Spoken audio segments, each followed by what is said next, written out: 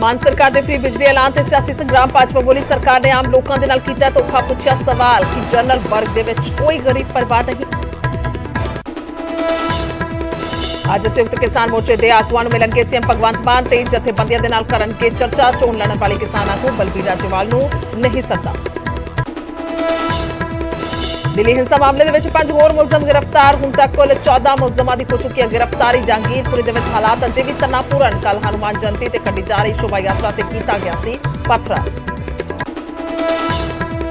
प्रधानगी खुसन तो बाद न्यूज़ 18 ते नवजोत सिद्धू का बड़ा बयान। बोले इत्थे अपने दे खिलाफ हुंदियां ने साजिशां, पर सिद्धू अज भी अपने स्टैंड ते कायम।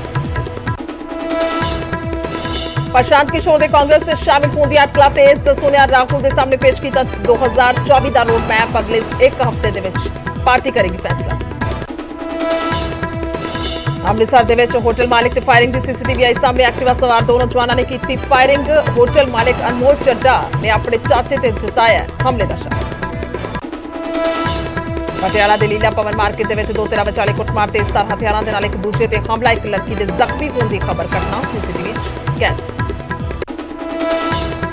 कपूरथला च थाने दे बाहर खुदकुशी की कोशिश करने वाले शख्स की हुई मौत। मरण तो पहला दी वीडियो आई सामने। पुलिस ने लगाए इंसाफ ना देने के इल्जाम। मृतक की पत्नी ने भी पुलिस से चुके सवाल।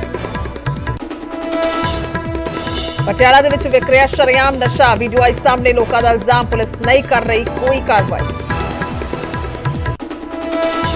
पंजाब विच ड्रोन राही नशे की तस्करी करने वाले गिरोह का पर्दाफाश। तरनतारन पुलिस ने 2 तस्करां भी तक गिरफ्तार। पाकिस्तानी स्मगलरां दे नाल मिल के चला रहे सन गैंग। चंबा नेड़े नदी दे विच डिग्गी कार हादसे च 3 नौजवानों की मौत। चंबा के पिंड दे ही रहने वाले सन 3 नौजवान। सैलानियों के नाल गुलजार होया हिमाचल। 4 दिनों के करीब 40,000 टूरिस्ट पहुंचे शिमला। 36 घंटे 11,500 बाणा की हुई एंट्री। राजधानी के लगभग सारे होटल पैक।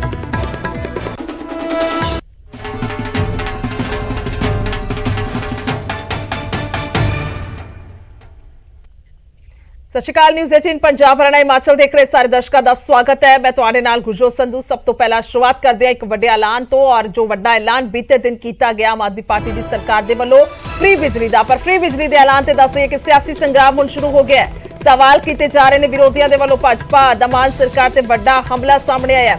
जात के आधार पर स्कीम का लाभ क्यों दिता गया। बीजेपी का कहना कि जनरल वर्ग दे विच कोई गरीब परिवार नहीं है। सवालिया निशान लगाया उन्होंने। तुहाडी योजना आम लोगों के नाल बेइंसाफी है, धोखा है। इस दे तौर पर बीजेपी के वलों कहा जा रहा है। दसिए कि बीते दिन ऐलान किया गया कि 300 यूनिट फ्री बिजली जी है प्रति महीना दी जाएगी।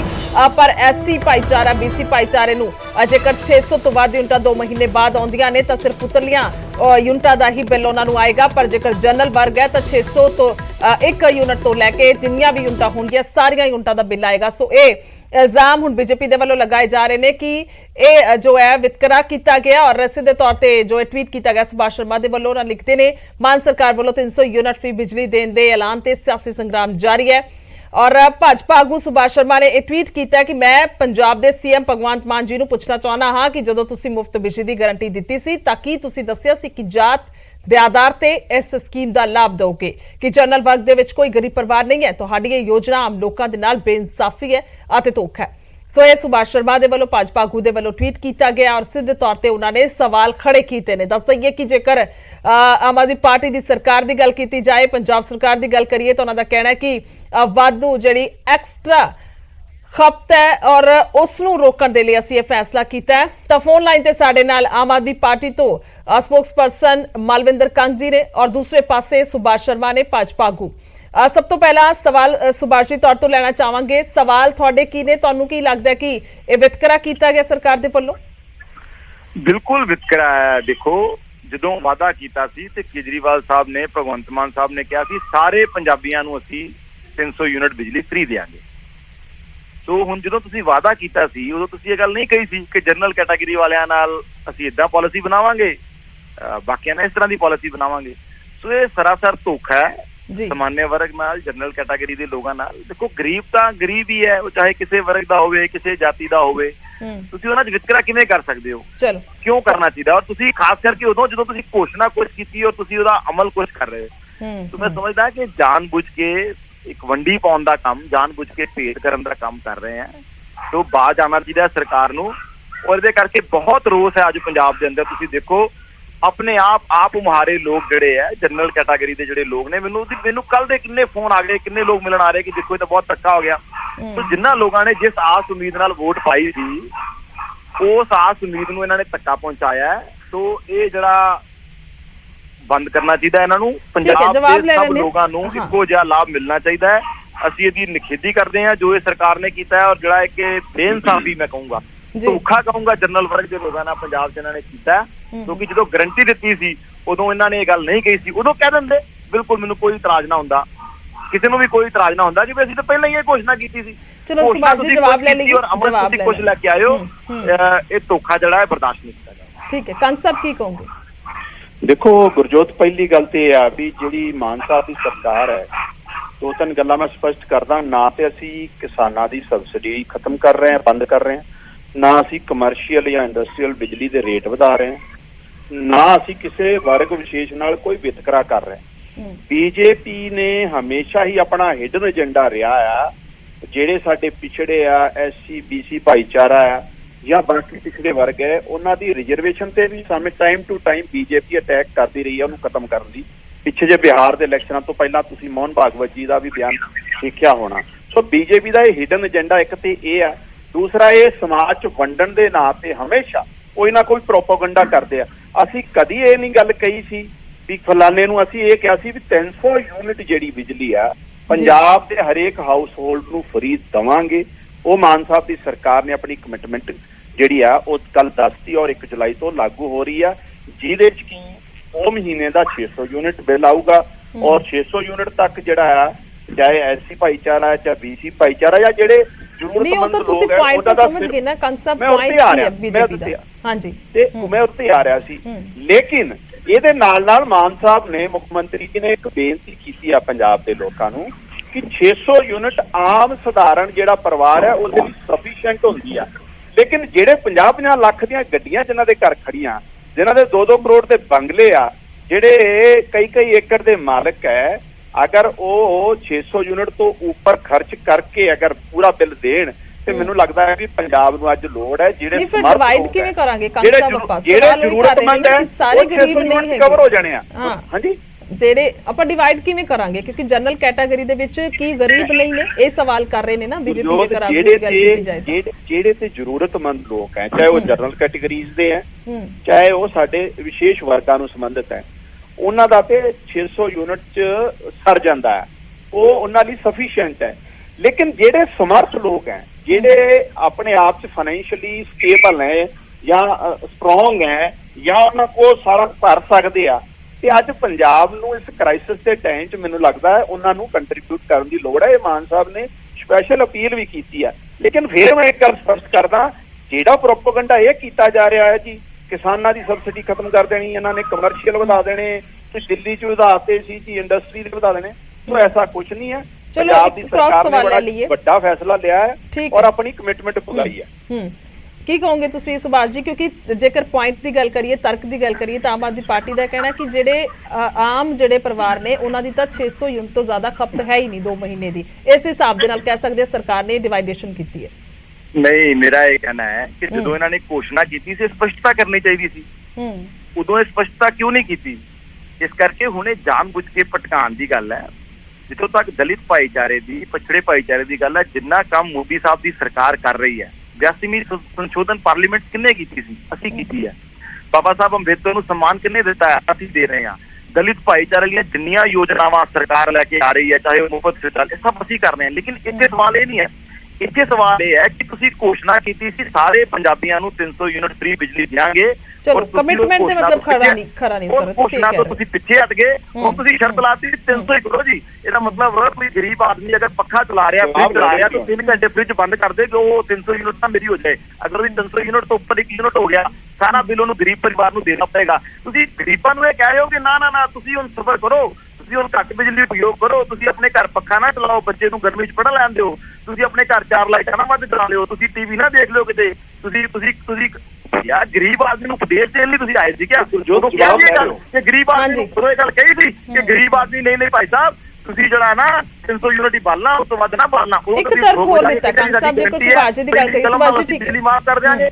ਅੱਜ ਤੁਸੀਂ ਪੰਜਾਬ ਦੇ ਗਰੀਬਾਂ ਨੂੰ, ਖਾਸ ਕਰਕੇ ਜਨਰਲ ਕੈਟਾਗਰੀ ਦਾ ਜਿਹੜਾ ਗਰੀਬ ਵਰਗ ਹੈ, ਮੈਜੋਰਿਟੀ ਲੋਕ ਤੇ ਅੱਜ ਹਰ ਜਾਤੀ 'ਚ ਗਰੀਬ ਨੇ ਜੀ, ਪਰ ਮੈਜੋਰਿਟੀ ਲੋਕ ਜਿਹੜੇ ਆ ਉਹ ਵਿਚਾਰੇ ਤਾਂ ਮਜ਼ਦੂਰੀ ਕਰ ਰਹੇ ਨੇ, ਛੋਟਾ ਵਪਾਰ ਕਰ ਰਹੇ ਨੇ, ਛੋਟੀ ਦੁਕਾਨ ਚਲਾ ਰਹੇ ਨੇ। ਈਵਨ ਛੋਟਾ ਸਾਡਾ ਕਿਸਾਨ ਭਾਈ ਹੈ, ਉਹ ਘਰ ਦੀ ਜਿਹੜੀ ਬਿਜਲੀ ਯੂਜ਼ ਕਰਦਾ ਹੈ, ਉਹਨਾਂ ਸਾਰਿਆਂ ਤੁਸੀਂ ਰਿਸਟ੍ਰਿਕਸ਼ਨ ਲਾ ਦਿਓਗੇ ਕਿ ਤੁਸੀਂ ਭਾਈ ਆਪਣੇ ਘਰ ਕੂਲਰ ਨਾ ਚਲਾ ਲਿਓ, ਤੁਸੀਂ ਭਾਈ ਆਪਣੇ ਘਰ ठीक है सुभाष जी, ठीक है कंसेप्ट तो जवाब ले लीजिए ठीक है ਇਸ ਕਰਕੇ ਮਾਨ ਸਾਹਿਬ ਨੂੰ ਚਾਹੀਦਾ ਉਹ ਦੇਸ਼ ਦੇਣਾ ਬੰਦ ਕਰਨ। ਗਰੰਟੀ ਜੋ ਦਿੱਤੀ ਸੀ ਸਾਰੇ ਪੰਜਾਬੀਆਂ ਨੂੰ 300 ਯੂਨਿਟ ਫ੍ਰੀ ਬਿਜਲੀ, ਉਹ ਗਰੰਟੀ ਪੂਰੀ ਕਰਨ ਤੇ ਧੋਖਾਧੜੀ ਬੰਦ ਕਰਨ। ਕੰਸੈਪਟ सुभाष जी बेनती है। हाँ जी देखो, बीजेपी दे खाने के दांत और दिखाने के और देखो, बाबा साहब अंबेडकर की केड़े मुंह नाल गल करदे आ। सारी राजनीति जिन्होंने बाबा साहब ਨੂੰ ਇਗਨੋਰ ਕੀਤਾ ਹੈ ਤੇ ਵੀਰ ਸਾਵਰਕਰ ਜਿਨ੍ਹਾਂ ਨੇ ਮਾਫੀ ਮੰਗੀ ਸੀ ਅੰਗਰੇਜ਼ਾਂ ਤੋਂ, ਉਹਨਾਂ ਨੂੰ ਹੀਰੋ ਬਣਾਉਣਾ ਚਾਹੁੰਦੇ ਸੀ। ਇਹ ਤੇ ਅਰਵਿੰਦ ਕੇਜਰੀਵਾਲ ਜੀ ਔਰ ਆਮ ਆਦਮੀ ਪਾਰਟੀ ਦਾ ਧੰਨਵਾਦ ਕਰਨਾ ਚਾਹੀਦਾ ਇਹਨਾਂ ਨੂੰ ਕਿ ਬਾਬਾ ਸਾਹਿਬ ਅੰਬੇਡਕਰ ਜੀ ਔਰ ਭਗਤ ਸਿੰਘ ਦੀਆਂ ਫੋਟੋਆਂ ਜਿਹੜੀਆਂ ਸਰਕਾਰੀ ਦਫ਼ਤਰਾਂ 'ਚ ਜਾਂ ਵੀ ਆਮ ठीक है, पर मुद्दे पे आइए ना, कंसेप्ट को जवाब लेना है, जनता सुन रही है, पंजाब दे लोग अपन सुन रहे हैं। देखो एक पॉइंट है कि इस ते दोबारा सरकार विचार कर सकती है कि नहीं कर सकती, बस वो मंग कर रहे ने विरोधी होण दे नाल। ਇਹ ਸਿਰਫ ਤੇ ਸਿਰਫ ਇੱਕ ਪ੍ਰੋਪਗੈਂਡਾ ਜਿਹੜਾ ਡੀਫੇਮ ਕਰਨ ਦਾ ਜਾਂ ਮੁੱਦੇ ਤੋਂ ਭਟਕਾਉਣ ਦੀ ਗੱਲ ਹੈ। ਸਰਕਾਰ ਨੇ ਸਪਸ਼ਟਤਾ ਨਾਲ ਇਹ ਗੱਲ ਕਹੀ ਆ ਵੀ 300 ਯੂਨਿਟ ਹਰ ਹਾਊਸ ਹੋਲਡ ਨੂੰ ਫ੍ਰੀ ਮਿਲੂਗੀ ਔਰ 600 ਯੂਨਿਟ ਤੱਕ ਸਾਰੇ, ਚਾਹੇ ਉਹ ਜਨਰਲ ਕੈਟੇਗਰੀ ਦਾ ਕੋਈ ਵੀ ਵਰਗ ਹੈ, ਆਪਣਾ ਕੋਈ ਵੀ ਪੰਜਾਬੀ ਹੈ, ਉਹਨੂੰ ਫ੍ਰੀ। ਉਸ ਤੋਂ ਉੱਪਰ ਅਗਰ ਉਹਦਾ ਬਿੱਲ ਆਉਂਦਾ ਹੈ ਤਾਂ ਉਹਨੂੰ ਭਰਨਾ ਪਊਗਾ। ਲੇਕਿਨ ਜਿਹੜੇ ਸਾਡੇ ਪਿਛੜੇ ਹੋਏ ਲੋਕ ਆ, ਜਿਹੜੇ ਸਾਡੇ BC SC ਭਾਈਚਾਰੇ ਦੇ ਲੋਕ ਆ ਜਾਂ ਬਾਕੀ ਫਰੀडम ਫਾਈਟਰ ਹੈ, ਉਹਨਾਂ ਨੂੰ ਜਿਹੜਾ ਹੈ ਚਿੱਤ ਤੋਂ ਉੱਪਰ ਰੱਖੇ। ਤੇ ਬੜੀ ਸਪਸ਼ਟ ਹੈ, ਇਹਦੇ ਤੇ ਕਿਸੇ ਤਰ੍ਹਾਂ ਦਾ ਵੀ ਕੋਈ ਸਵਾਦੀਆ ਨਿਸ਼ਾਨ ਹੀ ਨਹੀਂ ਹੈ, ਕੋਈ ਕੌਨਫਲਿਕਟ ਹੀ ਨਹੀਂ ਹੈ, ਕੋਈ ਇਹਦੇ ਚ ਕੋਈ ਕਿਸੇ ਦਾ ਕੰਟਰਡਿਕਸ਼ਨ ਹੀ ਨਹੀਂ ਹੈ। तो ये खाम खा इशू ਨੂੰ ਡਾਇਵਰਟ ਕਰਨ ਦੀਆਂ ਗੱਲਾਂ ਆ, ਕਿਉਂਕਿ ਅੱਜ ਮੁੱਦਾ ਕੋਈ ਨਹੀਂ ਰਿਹਾ ਆਪੋਜੀਸ਼ਨ ਕੋ। ਔਰ ਮਾਨ ਸਾਹਿਬ ਦੀ ਸਰਕਾਰ ਨੇ ਵਿਦਿਨ ਮੰਥ ਜਿਹੜਾ ਆਪਣੀ ਪਹਿਲੀ ਗਾਰੰਟੀ ਜਿਹਨੂੰ ਕੇਜਰੀਵਾਲ ਜੀ ਠੀਕ ਹੈ ਤੁਹਾਡੀ ਗੱਲ ਵੀ ਆ ਗਈ ਹੈ ਕੰਗ ਸਾਹਿਬ ਤੇ ਸੁਭਾਸ਼ ਜੀ ਤੁਹਾਡਾ ਤਰਕ ਵੀ ਸਾਹਮਣੇ ਆ ਚੁੱਕਿਆ। ਬਹੁਤ ਬਹੁਤ ਸ਼ੁਕਰੀਆ ਦੋਵੇਂ ਮਹਿਮਾਨਾਂ ਦਾ ਜੁੜਨ ਦੇ ਲਈ। ਪਰ ਇੱਕ ਮੁੱਦਾ ਜਿਹੜਾ ਵਿਰੋਧੀ ਜ਼ਰੂਰ ਚੁੱਕ ਰਹੇ ਨੇ ਕਿ ਆਖਰਕਾਰ ਜੋ ਐਲਾਨ ਕੀਤਾ ਗਿਆ ਤਾਂ ਐਲਾਨ ਦੇ ਵਿੱਚ ਕਿਉਂ ਇਸ ਤਰ੍ਹਾਂ ਦੇ ਨਾਲ ਇਹ ਦੋ ਗੱਲਾਂ ਰੱਖੀਆਂ ਗਈਆਂ ਨੇ, ਯਾਨੀ ਕਿ ਵਿਤਕਰੇ ਦਾ ਇਲਜ਼ਾਮ ਜਿਹੜਾ ਉਹ ਬੀਜੇਪੀ ਆਗੂ ਜਾਂ ਕਹਿ ਲਈ ਬੀਜੇਪੀ ਵਿਰੋਧੀ ਜਿਹੜੇ ਨੇ ਉਹ ਲਗਾਉਂਦੇ ਹੋਏ ਨਜ਼ਰ ਆ ਰਹੇ ਨੇ।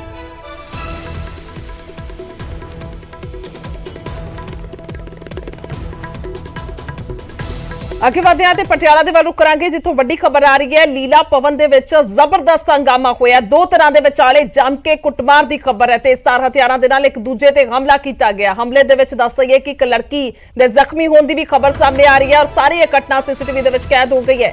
ਦੱਸ ਦਈਏ ਕਿ ਜਿੱਥੇ ਕੁੱਟਮਾਰ ਹੋਈ ਹੈ ਉਸ ਤੋਂ ਕੁਝ ਹੀ ਦੂਰੀ ਤੇ DC ਤੇ SSP ਵੀ ਰਿਹਾਇਸ਼ ਵੀ ਹੈ, यानी कि अधिकारियों की बड़े सीनियर आगुआं की उत्थे रिहाइश भी है, प्रशासन की रिहाइश है। पर उस तो बाद बावजूद जिहड़ा है हंगामा देखने को मिलिया है। दो तरह के किवें जम के जिहड़ा है वो कुटमार हो रही है, तेजधार हथियार चल रहे हैं और सारी घटना CCTV कैद हुई है, क्योंकि अजकल हर एक गली चौक के CCTV दुकानों के बाहर लगे हुए हैं, घरां च लगे हुए हैं, तो सारियां घटनावां जिहड़ियां ने वो कैमरे च कैद हो जांदियां ने कि किवें शरेआम ये गुंडागर्दी हुंदी है। और खास तौर पर इन्हां नूं बेखौफ कह सकते हैं कि ये लोग जिहड़े ने वो कानून तो बिल्कुल भी डर है उन्हां दे विच नहीं है, जिस दे चलदे अजिहियां घटनावां हुंदियां ने।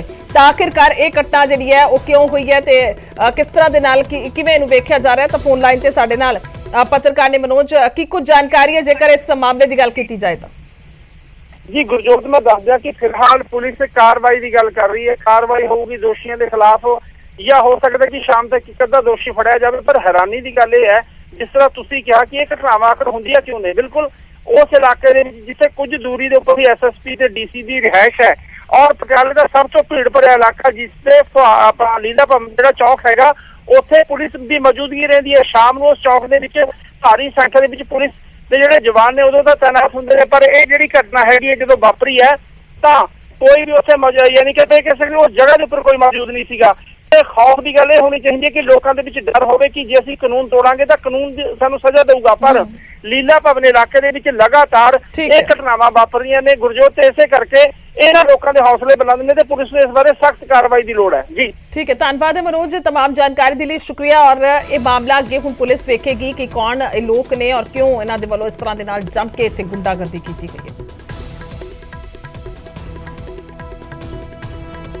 ਤਾਂ ਉਧਰ ਅੰਮ੍ਰਿਤਸਰ ਦੇ ਵਿੱਚ ਵੀ ਹੋਟਲ ਮਾਲਿਕ ਤੇ ਫਾਇਰਿੰਗ ਦਾ ਮਾਮਲਾ ਸਾਹਮਣੇ ਆਇਆ। ਫਾਇਰਿੰਗ ਦੀ ਸੀਸੀਟੀਵੀ ਵੀ ਸਾਹਮਣੇ ਆ ਚੁੱਕੀ ਹੈ। ਐਕਟਿਵਾ ਸਵਾਰ ਦੋ ਨੌਜਵਾਨ ਆਂਦੇ ਨੇ ਜਿਨ੍ਹਾਂ ਦੇ ਵੱਲੋਂ ਫਾਇਰਿੰਗ ਕੀਤੀ ਜਾਂਦੀ ਹੈ। ਤਾਂ ਹੋਟਲ ਮਾਲਕ ਅਨਮੋਲ ਚੱਡਾ ਜਿਨ੍ਹਾਂ ਤੇ ਕੱਲ ਜਿਹੜੀ ਫਾਇਰਿੰਗ ਹੋਈ ਸੀ ਔਰ ਚੀਫ ਖਾਲਸਾ ਦੀਵਾਨ ਦੇ ਸਾਬਕਾ ਪ੍ਰਧਾਨ ਚਰਨਜੀਤ ਚੱਡਾ ਦੇ ਪੋਤਰੇ ਨੇ ਅਨਮੋਲ ਚੱਡਾ, ਔਰ ਅਨਮੋਲ ਚੱਡਾ ਨੇ ਹੁਣ ਆਪਣੇ ਚਾਚੇ ਤੇ ਇਸ ਦਾ ਸ਼ੱਕ ਜਤਾਇਆ ਕਿ ਉਹਨਾਂ ਦੇ ਵੱਲੋਂ ਅਜਿਹਾ ਕੀਤਾ ਗਿਆ, ਕਰਵਾਇਆ ਗਿਆ। ਸੋ ਇਹ ਤਸਵੀਰਾਂ ਵੀ ਸਾਹਮਣੇ ਆਈਆਂ ਨੇ ਅੰਮ੍ਰਿਤਸਰ ਦੇ ਵਿੱਚ ਕਿਵੇਂ ਇਹ ਸ਼ਰੇਆਮ ਜਿਹੜੀ ਹੈ ਫਾਇਰਿੰਗ ਹੋਈ ਹੈ। ਤਾਂ ਜਿਸ ਤੋਂ ਬਾਅਦ ਹੁਣ ਇਹ ਮਾਮਲਾ ਕੁਝ ਕਹਿ ਸਕਦੇ ਆ ਕਿ ਘਰੇਲੂ ਔਰ ਆਪਸੀ ਵਿਵਾਦ ਦਾ ਦੱਸਿਆ ਜਾ ਰਿਹਾ, ਕਿਉਂਕਿ ਚਾਚੇ ਤੇ ਜਿਹੜਾ ਸ਼ੱਕ ਜਤਾਉਂਦੇ ਹੋਏ ਨਜ਼ਰ ਆਏ ਨੇ ਚਰਨਜੀਤ ਚੱਡਾ ਦੇ ਪੋਤਰੇ ਨੇ ਅਨਮੋਲ ਚੱਡਾ, ਜਿਨ੍ਹਾਂ ਦੇ ਵੱਲੋਂ ਇਹ ਸ਼ੱਕ ਜ਼ਾਹਿਰ ਕੀਤਾ ਗਿਆ।